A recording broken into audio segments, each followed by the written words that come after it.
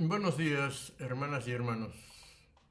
Hoy veremos en este video cómo Jesús realiza su segundo milagro y lo realiza a distancia. Cura al hijo de un cortesano a punto de morir. El cortesano es avisado que su hijo está curado, vive. Veamos pues el desarrollo de esta vivencia de Jesús. Adelante. La fe es dar espacio a este amor de Dios, es hacer espacio al poder de Dios. Pero de que uno que es poderoso al poder de uno que me ama, que está enamorado de mí y que quiere la alegría conmigo. Esto es la fe, esto es creer, esto es hacer espacio al Señor para que venga y me cambie.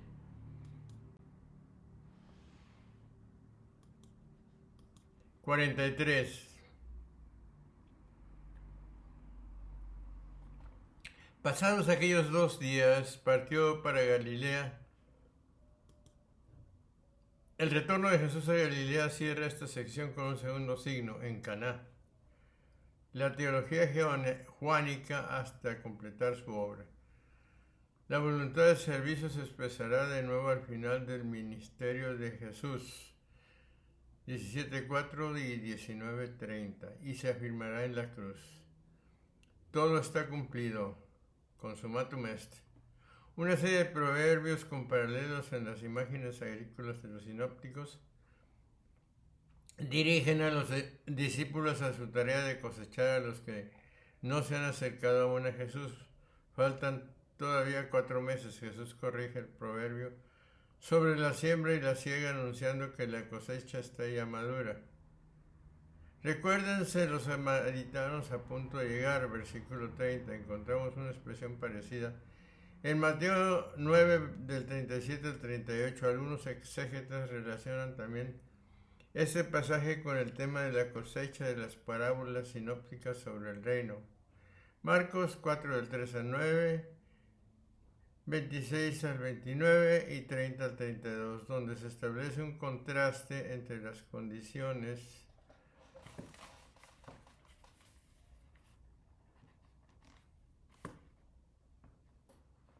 adversas, el crecimiento escondido de la simiente diminuta de una parte y la abundancia de la cosecha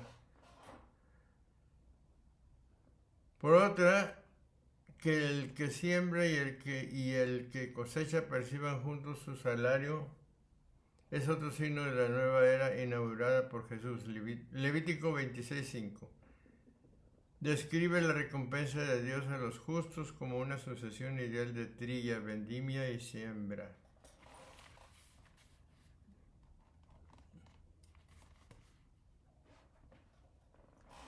Véase también Amós 9:13. En Juan la cosecha misionera no empieza hasta la hora de la crucifixión.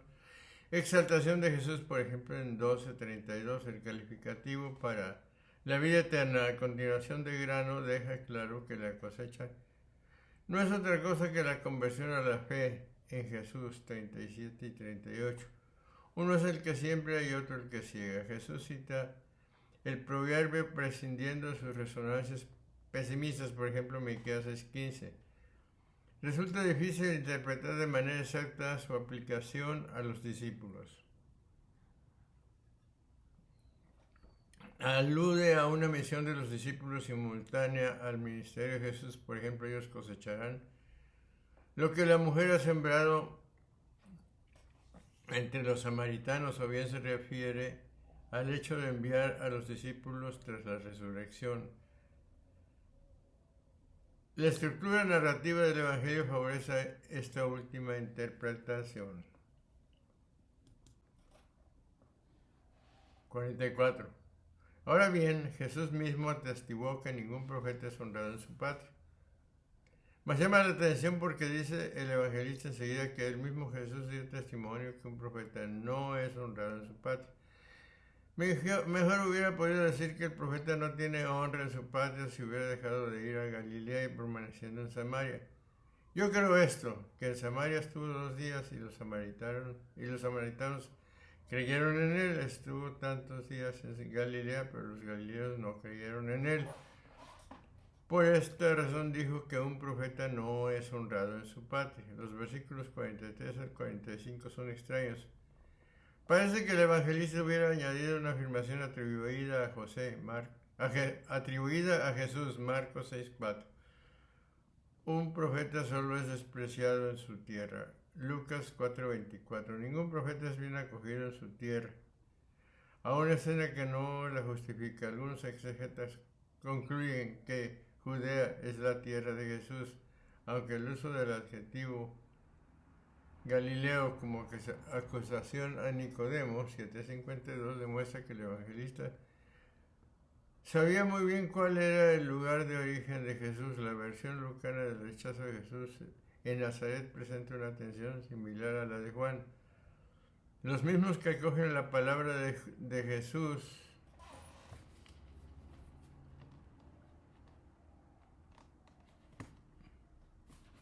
se vuelven en contra suya, probablemente Juan anticipando el conflicto que tendrá lugar entre Jesús y la multitud galilea en el capítulo 6, donde el evangelista volverá a utilizar material con paralelos en Marcos 6 y 8, ha creado un paisaje de transición, insertando la afirmación de Jesús que encontramos en el versículo 44.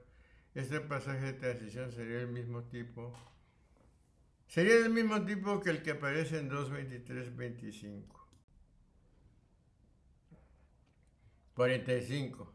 Cuando llegó a Galilea fue recibido por los galileos, que habían visto todas las grandes cosas hechas por él en Jerusalén durante la fiesta, porque ellos también habían ido a la fiesta. ¿Cómo es eso? ¿No vemos también a muchos que llegan a ser admirados por los suyos? Así sucede en verdad. Pero no debemos hacer extensivo a muchos lo que sucede rara vez, porque aun cuando algunos sean honrados en su propio país, lo son mucho más en un país extraño. La costumbre suele hacer a los hombres despreciables. Cuando Jesús vino a Galilea, los galileos le recibieron, por esto sigue más. Cuando vino a Galilea, los galileos lo recibieron, y aquellos que se llamaban malos, se les ve que salen a recibir en primer término al Salvador. Mas se dice respecto de los galileos, pregunta y verás que ningún profeta ha salido de Galilea. Juan 17:53, mas le vituperaron porque había estado entre los samaritanos. Y le dijeron, samaritano eres tú y tienes el demonio. Juan 8:48. Pero los samaritanos y los galileos creen para confusión de los judíos. Los galileos eran mejores que los samaritanos, porque los primeros creyeron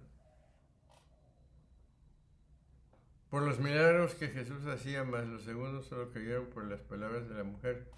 Por esto sigue, porque habían visto todas las cosas que había hecho en Jerusalén en el día de la fiesta. 46.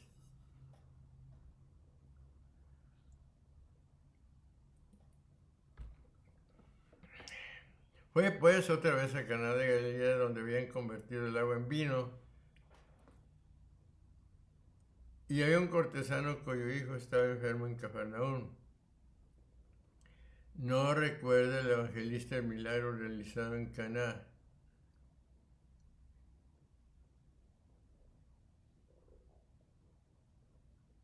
De Galilea, del agua convertida en vino, para dar más fuerza a la predicación de Cristo, porque los galileos recibieron a Jesús, no solo por los milagros hechos en Jerusalén, sino también por los llevados a cabo entre ellos, aduciendo al mismo tiempo la razón de que en él hubiese creído sin conocer la dignidad de que Jesús estaba revestido. Un cortesano, de donde prosigue, había ahí un cortesano cuyo hijo estaba enfermo en Cafarnaúm. 47. Cuando él oyó que Jesús había vuelto de Judea a Galilea, se fue a encontrarlo y le rogó que bajase para sanar a su hijo porque estaba para morir. El que rogaba aún no creía. ¿Qué esperas oír de mí?, pregunta al Salvador qué opinaba de él. Pues esto sigue. Y Jesús le dijo, si no hubieras Si no vierais milagros y prodigios, no creéis. Reprende a aquel hombre como perezoso y frío en la fe, o de que no tenía fe alguna, pero deseando probarle quién era Cristo, cuál era y cuánto podía, lo tienta. Por medio de la salud de su hijo se llamó prodigio como cosa dicha de lejos, porque quien se dice de lejos significa la cosa con prioridad y se extiende a lo futuro. Tanto desea el Señor ensalzar el alma del que cree, sobre todas las cosas mudables, que no quiere que los fieles duden acerca de aquellos milagros que se hacen por el divino poder en la mutabilidad de los cuerpos. Pero acordaos también de lo que pide y conoceréis claramente que dudó acerca de la fe, porque pidió que bajase a sanar a su hijo. Por eso sigue, le dice el cortesano, Señor, ven antes que muera mi hijo. Por lo tanto no había creído en él, porque no creyó que podría darle la salud, si no estaba presente de manera material. 48. Jesús le dijo, si no veis signos y prodigios, no creeréis. El rechazo inicial de Jesús no se encuentra en las demás versiones, aunque sí en el episodio de la curación de la hija de la mujer sirofenicia, Marcos 7, 24 al 30, par. Este matiz parece ser propio de la tradición juánica, puesto que lo único que hace el padre, a diferencia de la mujer sirofenicia, es repetir la demanda. Es probable que el versículo se insertara a fin de recordar al lector lo inadecuado de una fe basada en los milagros, de la manera en que narra la historia el evangelista. Se deduce que el milagro es menos importante que el hecho de creer en la palabra de Jesús, aunque la historia no se nos narra para destacar el simbolismo de las palabras concretas pronunciadas por Jesús. El creyente juánico no se le escaparía la conexión entre Jesús que da vida a un muchacho agonizante y el último milagro de este evangelio, la resurrección de Lázaro. Los milagros confirman la autoridad del que predica, con todo no son necesarios ni suficientes para engendrar por sí mismos la fe. Ella viene a prestar asentimiento a la palabra de Jesucristo, explotando el afecto de credibilidad que Dios pone en nosotros. 49.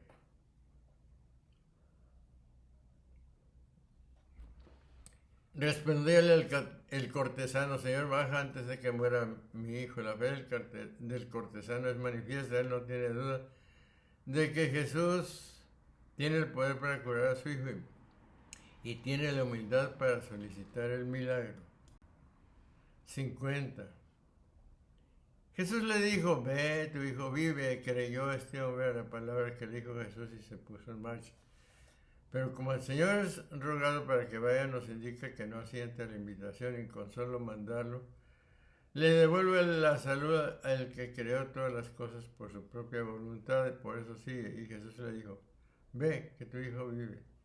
Aquí se reprende nuestra soberbia, porque en tanto precio tenemos los honores y las riquezas, los que cuidamos poco de nuestra verdadera naturaleza, en virtud de la cual hemos sido creados a imagen y semejanza de Dios, más nuestro Redentor, para manifestar que las cosas más apreciables entre los hombres son despreciadas por los santos.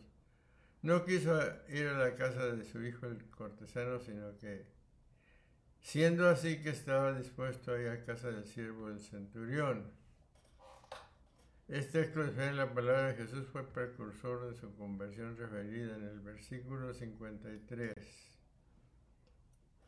51.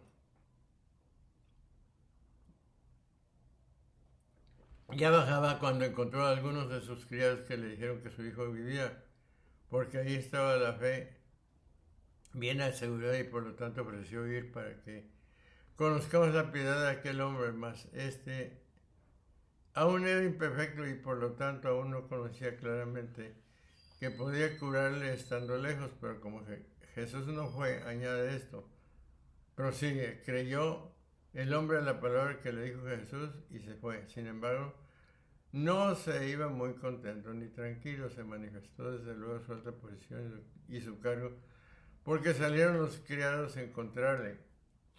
Pues esto sigue, y cuando se volvía, salieron a él sus criados, etc. Los que le salieron al encuentro no vinieron solo para anunciarle, sino porque creyeron que ya era inútil la presencia de Jesucristo, quienes esperaban que vendría, y que el cortesano no había creído perfectamente ni de buena fe, se conoce de un modo terminante, por lo que sigue. Y les preguntó, ¿a qué horas? Preguntó la hora en que había comenzado a mejorar. 52. Preguntóles entonces la hora en que se había puesto mejor y le respondieron, ayer a la hora séptima le dejó la fiebre. Por lo tanto, querían saber si esta mejoría se debía a la casualidad o al precepto de Jesucristo. Sigue, y le dijeron, ayer a las 7 le dejó la fiebre. Veas aquí cómo se demuestra el milagro, porque no de una manera sencilla, ni como sucede con el que se libra del peligro, sino que de repente y a un mismo tiempo, para que se vea que lo sucedido no era efecto de la naturaleza, sino del poder de Jesucristo.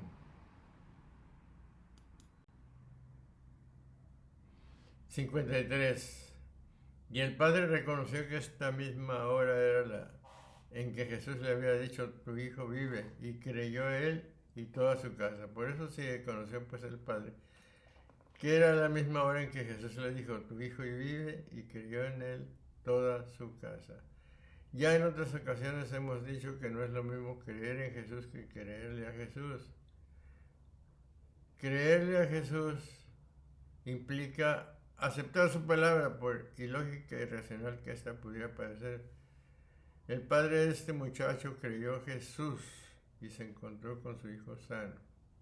Un problema que se extiende en nuestro cristianismo es la falta de congruencia entre nuestra fe y nuestra vida. Si nosotros preguntamos a nuestro alrededor, nos encontraremos sin duda, sin mucha sorpresa, que la mayoría son cristianos, es decir, hombres y mujeres que creen en Jesús. Sin embargo, con tristeza nos damos cuenta de que algunos, tal vez muchos, dan un testimonio de vida bastante lejano a lo que Jesús nos ha enseñado. Ser buen cristiano implica creer en Jesús, pero también creerle a Jesús y hacer lo que Él nos pide en el Evangelio, tenerlo como verdadero Maestro y Señor de nuestras vidas. ¿Tú eres de los que simplemente creen en Jesús o de los que han decidido de su palabra hacer de su palabra una norma de vida? 54.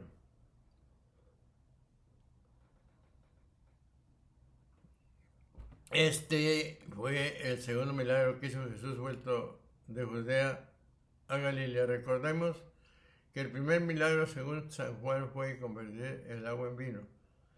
Los milagros son manifestaciones de la realidad salvadora sobrenatural, son señales de que Dios está con los que los hace y de que ha llegado el reino de los cielos. Bien, hermanas y hermanos, hemos visto en este video cómo Jesús realiza su segundo milagro y lo realiza a distancia. Cura al hijo de un cortesano a punto de morir. El cortesano es avisado que su hijo está curado, vive. Veamos pues el desarrollo de esta vivencia de Jesús. En tanto reciban un saludo y con el favor de Dios nos veremos en el siguiente video. Hasta luego.